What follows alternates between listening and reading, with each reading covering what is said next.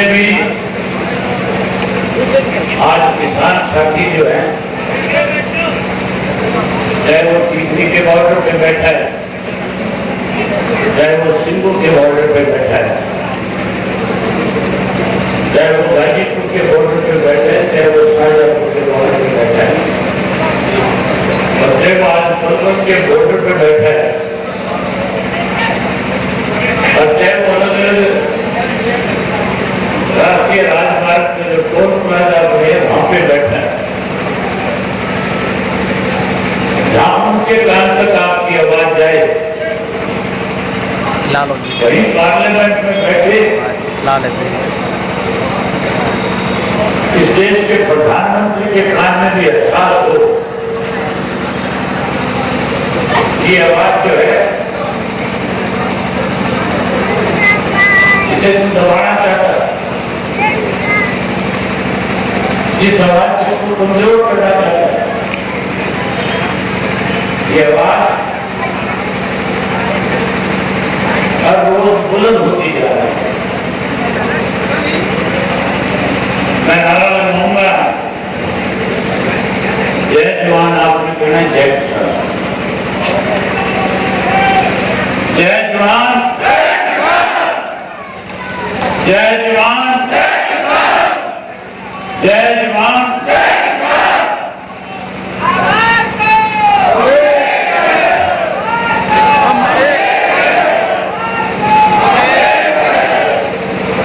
सबसे पहले इस ऐतिहासिक चबूतरे को, जिस चबूतरे पे, जिस जगह पे हम सब लोग एकत्रित हुए हैं, जहां पे बहुत से सामाजिक ऐसे फैसले हुए जो आज अपने आप में इतिहास पड़े हुए हैं, मैं उसको अपनी तरफ से नमन करता हूं।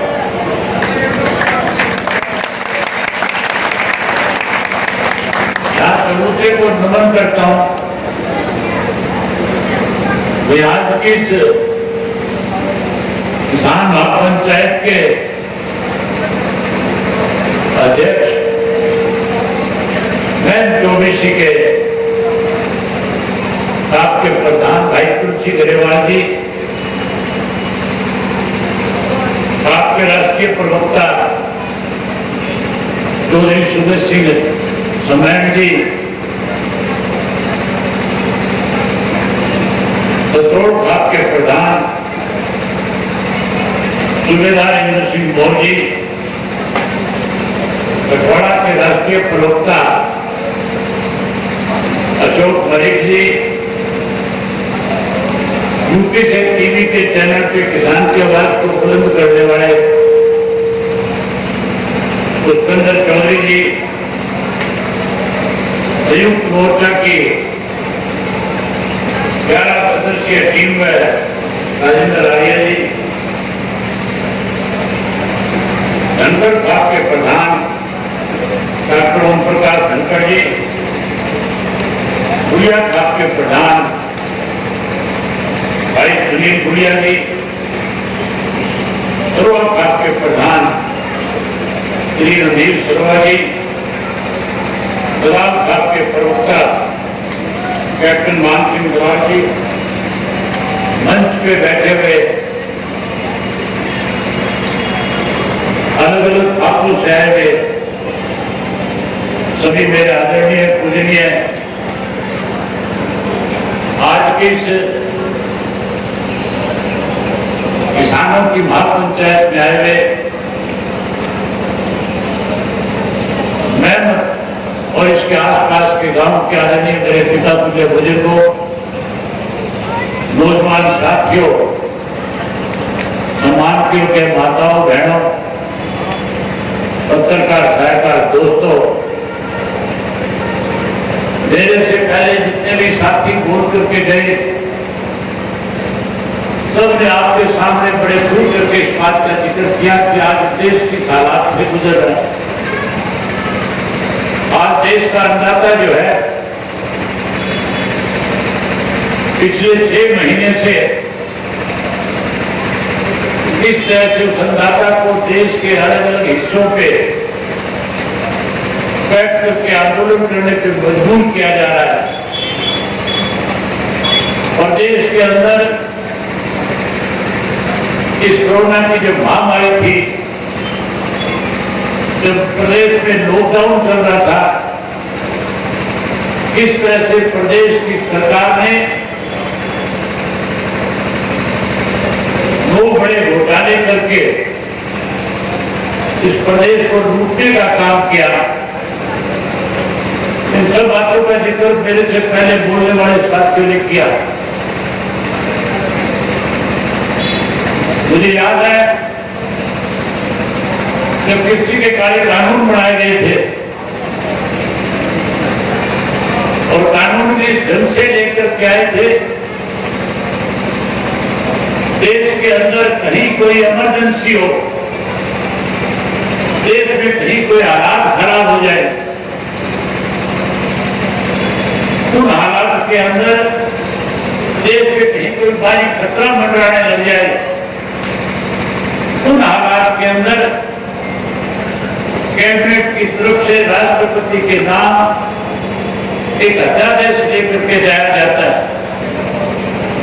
और उस अध्यादेश के माध्यम से सरकार को शक्तियां मिल जाती है और उस कैबिनेट के फैसले को अध्यादेश के रूप में लागू करके कानून का अमलीजामा पहनाने का काम किया जाता है। साथियों, हैरानी की बात है, कोरोना की बीमारी चल रही थी, देश और दुनिया के अंदर भय का माहौल था, डर का माहौल था, लोग भयभीत हो रहे थे। हम रोजाना अखबारों में, टेलीविजन में जब खबर देखते थे, अमेरिका में हजारों लोग एक एक दिन में कोरोना की महामारी की वजह से मरे, इंग्लैंड में मरे, इटली में मरे, फ्रांस में मरे, पूरी दुनिया के अंदर इस तरह के हालात पैदा हो गए थे कि हॉस्पिटलों के अंदर कहीं कोई जगह नहीं थी। हमारे देश में केवल 500 से 700 मरीज उस वक्त में थे। देश के प्रधानमंत्री ने लॉकडाउन लगा करके जहां लोगों के अंदर भय का माहौल पैदा किया, वहीं कैसे इस जमीन से किसान को बेदखल किया जाए, इसके लिए अध्यादेश लाने का काम किया। अध्यादेश जब आया था, जब उसको टेबल किया गया, जब पब्लिश किया गया, हमने सबसे पहले उसका विरोध करके और हरियाणा प्रदेश के जिला के हेडक्वार्टर के ऊपर जा करके डिप्टी कमिश्नर के माध्यम से देश के प्रधानमंत्री को एक ज्ञापन सौंपने का काम किया था कि आप इन अध्यादेशों को वापस लो। अगर ये अध्यादेश कानून का रूप ले लेंगे तो आने वाले समय में देश के अन्नदाता को कहीं अपनी जमीन बेचने पे मजबूर होना पड़ेगा। देश के प्रधानमंत्री ने अन्नदाता की बात सुनने की बजाय लोकसभा राज्यसभा में इसको बिल पारित करवाया और राज्यसभा में तो बिना बहुमत के भी, बिना किसी चर्चा कराए जबरदस्ती इस कानून को पास करा करके देश के अन्नदाता को आंदोलन करने के लिए मजबूर कर दिया। साथियों, जब पंजाब के साथी हरियाणा के बॉर्डर पे आए, जब उन्होंने हरियाणा की बैरिकेड्स को तोड़ने का काम किया, हरियाणा के हमारे किसानों ने उनके साथ खड़े होकर के जब उनकी मदद करी, तो मैंने सबसे पहले अपने साथियों की जिम्मेदारियां लगाई थी कि जो पंजाब से किसान हमारे बीच में चल करके आया, इसके सामने यहाँ किसी किस्म की दिक्कत और कठिनाई ना हो, इसके लिए पार्टी का झंडा बैनर लिए बिना एक वॉलंटियर के रूप के अंदर इन लोगों के बीच में इनकी सेवा करो और इस आंदोलन को मजबूत बनाने का काम करो। मैं अनेक बार टीकरी के बॉर्डर पे जाकर के आया, सिंधु के बॉर्डर पे होकर के आया, गाजीपुर के बॉर्डर पे गया और मैं शाहजहांपुर और पनवली जाकर के आया। हैरानी की बात है, हमारे बड़े बुजुर्ग हमें पहले बताया करते थे कि देश की आजादी के बाद जब पाकिस्तान हिंदुस्तान से अलग हुआ तो कहते थे कभी अमृतसर जाओ तो बाघा का बॉर्डर देख करके आना। हमारे यहाँ बॉर्डर थे, चाइना के बॉर्डर थे, पाकिस्तान के, नेपाल के, भूटान के। लोग उन बॉर्डर को देखने जाते थे, उन बॉर्डर के दूसरी तरफ अपना कदम रख करके कहीं ये कहते थे कि आज मैं विदेश होकर के आया हूं। लेकिन आज हालात दूसरी तरह के इस देश के है। आज देश का, आज दुनिया का पूरा जो ये आपका प्रेस का आदमी है, मुझे याद है 26 जनवरी के दिन 200 से ज्यादा मुल्कों के लोग दिल्ली के चारों तरफ के बॉर्डर पे निगाहें लगा करके बैठे थे। तो इसलिए आए थे कि जो किसान है जो दिल्ली मार्च करने जा रहा है, किस तरह के हालात दिल्ली के होंगे, वो अपने कैबिनेट में कैद करके दुनिया को दिखाना चाहता था। बधाई देता हूं देश के उन अन्नदाताओं को, उन आंदोलनकारियों को, उस आंदोलन को चलाने वाले लोगों को कि जब दिल्ली के अंदर अपने ट्रैक्टर लेकर के लाखों की संख्या में लोग गए, कहीं कोई छोटा मोटा एक भी व्यक्ति ने उनके खिलाफ ये शिकायत नहीं दर्ज कराई कि लाखों किसान आए थे, कहीं हमारा कोई छोटा मोटा नुकसान करके गए। बल्कि उन किसान साथियों ने दिल्ली में बैठे लोगों को एक मैसेज दिया कि सरकार जो है आज जानबूझ करके देश के अन्नदाता को भिखारी बनाना चाहती है और देश का अन्नदाता जो है इस देश को आत्मनिर्भर बनाना चाहता है। साथियों, जहां कोरोना की महामारी के दौरान इस किस्म के हालात इस देश में बन गए थे, जब सारी इंडस्ट्री बंद थी, सारे इंस्टीट्यूट बंद थे, जब स्कूल और कॉलेज बंद थे, गांव के अंदर छोटी मोटी दुकान नहीं थी, हर जगह ताले लगे हुए थे। यहां तक कि ऐसे हालात पैदा हो गए थे कि गांव में बुजुर्ग आपस में बैठ करके जिस हुक्के से अपना टाइम पास करते थे, उस हुक्के का तंबाकू भी मिलना मुश्किल हो गया था। उन दिनों में सारे जितने भी प्रदेशों के मुख्यमंत्री थे, बारी बारी देश के प्रधानमंत्री से कहते थे कि हमारी आर्थिक कमजोरी आती जा रही है, हमारे प्रदेश में कर्मचारियों को देने के लिए पैसा नहीं बचा। उस वक्त में अगर इस देश को फिर से किसी ने आत्मनिर्भर बनाया, अगर फिर से इस देश को अपने पैरों पर खड़ा करने का काम किया, तो उस किसान ने जो 45 से 50 डिग्री की गर्मी में इस कोरोना की परवाह किए बिना अपने खेत में जाकर के अपनी फसल पका करके इस देश को फिर से आत्मनिर्भर बनाने का काम किया। हम तो देश का प्रधानमंत्री जब लॉकडाउन खत्म हुआ था तब ये कहता था कि आज अगर इस देश का अन्नदाता ना होता, आज अगर किसानों के खेत में जाकर के फसल तैयार ना करता, तो आज हमारे देश के सामने आर्थिक संकट खड़ा हो जाता। इस किसान ने इस देश को आर्थिक रूप से मजबूत किया। देश के प्रधानमंत्री नरेंद्र मोदी ने इस कोरोना की आड़ के अंदर 3 कृषि के ऐसे कानून बनाए कि उन कानूनों की वजह से आने वाले समय में हमें बड़ी बड़ी कंपनियों के साथ कॉन्ट्रैक्ट करना पड़ेगा। वो कंपनी के मालिक अपनी मर्जी से हमें खाद और बीज देंगे,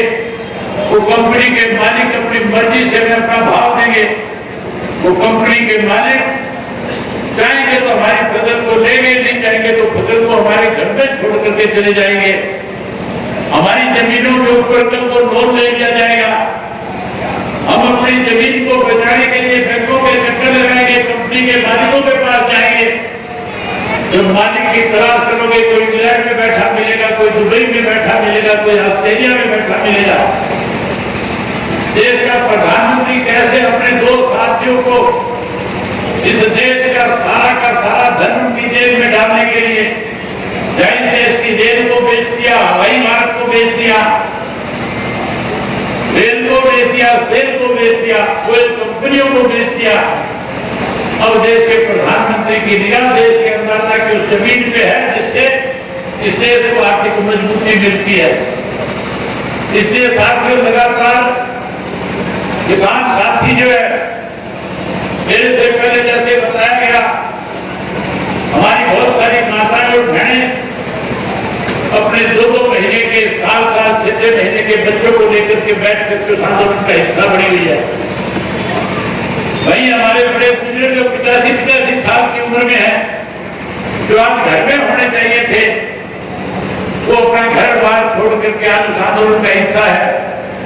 जिस किसान को आज अपने खेत पे होना चाहिए था, आज उसने अपना घर बार परिवार छोड़ करके देश के प्रधानमंत्री को कैसे उसकी बात उसके कान तक जाए, कैसे उस प्रधानमंत्री को ये बात समझ में आए कि आज अन्नदाता परेशान है। अगर इसको ज्यादा परेशान किया तो आने वाले समय में देश फिर कहीं बर्बादी के किनारे की तरफ चल पड़ेगा। लेकिन साथियों, देश का प्रधानमंत्री कस से बस नहीं हो रहा, उल्टा देश का प्रधानमंत्री किसान का मजाक उड़ा रहा है। बड़ी हैरानी की बात है, राज्यसभा में जब राष्ट्रपति के भाषण के ऊपर अपनी बात कह रहा था, हम ये मान के चलते थे कि राज्यसभा की शुरुआत जब होगी उससे पहले जहां शहीदों को श्रद्धांजलि दी जाती है, चाहे वो देश के स्वतंत्रता सेनानी होते हैं, चाहे वो देश के सैनिक होते हैं, चाहे वो देश के कोई राजनेता होते हैं, चाहे कोई साहित्यकार होते हैं, कोई भी किसी भी संस्था से जुड़ा बड़ा व्यक्ति जब मरता है तो फिर उसको राज्यसभा में, लोकसभा में, विधानसभा में श्रद्धांजलि दे करके उस विधानसभा और लोकसभा को शुरू किया जाता है। मैं देख रहा था, मैं तो ये मान के चलता था कि देश का प्रधानमंत्री 200 से ज्यादा जो किसान आज इन बॉर्डर्स के ऊपर बैठ करके जिन्होंने शहादत देने का काम किया है, नहीं उनको श्रद्धांजलि देगा, उनको नमन करेगा। लेकिन साथियों, किसान को श्रद्धांजलि देना तो दूर की बात, कैसे किसान का मजाक उड़ाया जाए, इसके लिए जब अपना भाषण दे रहा था, जब अपनी बात राज्यसभा में कह रहा था, तो कह रहा था कि तो आंदोलनकारी जीवी है। कैसे किसान को जीवी कह करके, जिसने देश का पेट भरने का काम किया, जिसने देश को मजबूत बनाने का काम किया, प्रधानमंत्री ने मजाक उड़ाने का काम किया। मैं आप लोगों से कहूंगा, जहां आपने 4 प्रस्ताव पास किए, ये भी प्रस्ताव पास करो आप कि देश के प्रधानमंत्री ने जो किसान को अपमानित करने का काम किया है, उसके लिए देश का प्रधानमंत्री देश के किसान से माफी मांगने का काम करे। साथियों, किसान का मजाक उड़ाया, शायद इस देश के प्रधानमंत्री को इतना ज्ञान नहीं, शायद इसकी बात की जानकारी नहीं। किसान जो है कभी किसी के साथ कोई छेड़खानी नहीं करता। किसान केवल और केवल अपने खेत से मतलब रखता है। किसान की निगाह सिर्फ अपनी फसल पे होती है कि कैसे मैं इस फसल को अच्छी तरह से पकाऊं, कैसे बाजार में अच्छे भाव इसको बेच करके आऊं, कैसे अपने बच्चों का पालन पोषण करूं। देश का किसान ईमानदारी के साथ इस देश को आर्थिक रूप से मजबूत करता है। लेकिन देश के प्रधानमंत्री ने जहां देश के किसान का मजाक उड़ाया, जहां किसान को छेड़ने की कोशिश करी, चाहे देश के प्रधानमंत्री जी को इस बात का अंदाजा नहीं, किसान पहले किसी को छेड़ता नहीं, और किसान को कोई छेड़ता है तो फिर किसान उसको छोड़ता नहीं। इस देश की हमारी सरकार को शायद ये पता नहीं आने वाला जो चुनाव होगा, तो चुनाव के के अंदर जो भारतीय जनता पार्टी आज बहुमत के साथ कहीं इस तरह के फरमान जारी करती है, आने वाले समय में उनको विधानसभा और लोकसभा के दरवाजे देखने को भी नहीं मिलेंगे। साथियों, आप बहुत लंबे समय से बैठे हो, मन बहुत आपके साथ बहुत सारी बातें करके जाऊं, लेकिन जो मान सम्मान आपने जो दिया, जो पगड़ी आपने पहनाई, मैं आपको एक ही विश्वास दिलाता हूं कि आपकी इस पगड़ी को कभी किसी के पैरों में झुकने नहीं दूंगा। आपका दिया ये सम्मान जब तक मेरी जड़ों में खून रहेगा, आखिरी कतरा रहेगा, बैठो बैठो बैठो बैठो, आपकी इस पगड़ी के सम्मान को हमेशा हमेशा के लिए बड़ा करने का काम करूंगा। कुछ लोग साथियों पिछले कई दिनों से लगातार इस तरह की भाषा बोल रहे हैं। जब से मैंने रिजाइन किया, इस्तीफा दिया, कोई मुझे कहता है मुड़ी कटा करके सही होना चाहता है, कोई मुझे कहता है अपनी राजनीति चमकाने के लिए इस्तीफा दिया है, कोई मेरे बारे में टिप्पणी करता है कि मैं भारतीय जनता पार्टी की मदद हो इसके लिए इस्तीफा दिया है। मैंने इस्तीफा केवल इस बात के लिए दिया कि आज देश के किसान की अनदेखी हो रही है, आज देश के किसान की जमीन के ऊपर भारतीय जनता पार्टी की सरकार की निगाहें गड़ी हुई है। चौधरी देवीलाल ने ताउम्र अपनी जिंदगी में, चाहे वो देश की आजादी से पहले की लड़ाई थी, चाहे देश की आजादी के बाद का समय था, चाहे वो गरीब आदमी जो गुजारे के रूप में किसान के खेत में काम करता था, तो धनराज लोग उस गरीब आदमी का जब शोषण करते थे, चौधरी देवीलाल अपना घर परिवार छोड़ करके उस गरीब के साथ खड़ा होकर के उनकी लड़ाई को लड़ने का काम करता था। जहां चौधरी देवीलाल ने, आपको याद होगा, आप लोगों ने चौधरी देवीलाल को यहाँ से ताज पहना करके देश के उप प्रधानमंत्री के पद तक जब पहुंचाया था। वीपी सिंह हमारे देश के जब प्रधानमंत्री थे, वीपी सिंह एक कानून लेकर के आना चाहते थे, किसान का सिलिंग का नया एक्ट बनाना चाहते थे। चौधरी देवीलाल उस कैबिनेट की मीटिंग के अंदर थे। जब कैबिनेट में यह प्रस्ताव आया, चौधरी देवीलाल ने उसी वक्त न केवल उसका विरोध किया, बल्कि प्रधानमंत्री का पद छोड़ करके किसान के बीच में आकर के खड़ा हो गया और वीपी सिंह से कह दिया कि अगर तू किसान की अनदेखी करेगा, जैसे मुरारजी भाई देसाई ने चौधरी चरण सिंह की अनदेखी करी थी, चौधरी चरण सिंह की अनदेखी का नतीजा ये निकला कि मुरारजी भाई को देश के प्रधानमंत्री का पद छोड़ना पड़ा। उसी तरह वीपी सिंह से चौधरी देवीलाल ने कहा था कि अगर आप इस तरह के फैसले लोगे तो फिर आपके लिए भी, हमें आपके खिलाफ भी खड़े होकर के आपको भी पद से बेदखल करना होगा, और उनको पद से हटा करके और चंद्रशेखर को प्रधानमंत्री बनाने का काम किया, काले कानून को छुपाने का काम किया। आज जब मैं विधानसभा में था, विधानसभा का सेशन चल रहा था, आपने देखा होगा टीवी के ऊपर, आपने देखा होगा टेलीफोन के ऊपर, जब एक प्रस्ताव सरकार की तरफ से आया जिसमें लिखा हुआ था कि हम तीनों किसी के कानूनों को सहमति के साथ इस प्रदेश में लागू करना चाहते हैं, उस वक्त साथियों 40 मिनट तक किसान की लड़ाई विधानसभा में खड़े होकर के यहाँ लड़ने का काम किया। नहीं, प्रदेश की सरकार को जिस तरह से जो सरकार कहीं ये कानून लागू करना चाहती थी, उसके सामने इस तरह से किसान की पहल की कि जिससे सरकार को मजबूर होकर के उस प्रस्ताव को रोकना पड़ा। यहाँ उस प्रस्ताव को रोकाया, इसी दिन मैंने फैसला कर लिया था कि मैं ऐसी विधानसभा का सदस्य नहीं लूंगा जिसमें किसी के ऐसे काले कानून ला करके प्रदेश के लोगों के ऊपर थोपे जाए। मैंने उसी दिन ये तय कर दिया था कि 26 जनवरी तक अगर ये काले कानून वापिस नहीं हुए तो 27 तारीख को अपना इस्तीफा दे दूंगा। लेकिन हैरानी की बात है, जो मेरे बारे में ये कहते हैं कि उड़ी कटा करके शहीद होना चाहता है, जो मेरे बारे में ये कहते हैं कि मैं कहीं बीजेपी की मदद कर रहा हूँ, जो मेरे बारे में ये कहते हैं कि मैं कहीं राजनीतिक नोटंकी कर रहा हूँ, मैं उन साथियों से बताना चाहूंगा कि अगर आप किसान के सच्चे हितैषी है, अगर आप चाहते हो कि किसान के साथ न्याय हो, तो फिर जो बातें आपने किसानों के बीच में जाकर के कहीं टोल पे खड़े होकर के कही थी, कहीं किसानों के आंदोलन कर रहे धरने पे बैठे लोगों के बीच में जाकर के कहा था कि हम किसान के साथ हैं, हम राजनीतिक रूप से चाहे सरकार के साथ है लेकिन जब किसान की लड़ाई की बात आएगी हम अपने इस्तीफे दे करके आपके बीच में आ जाएंगे।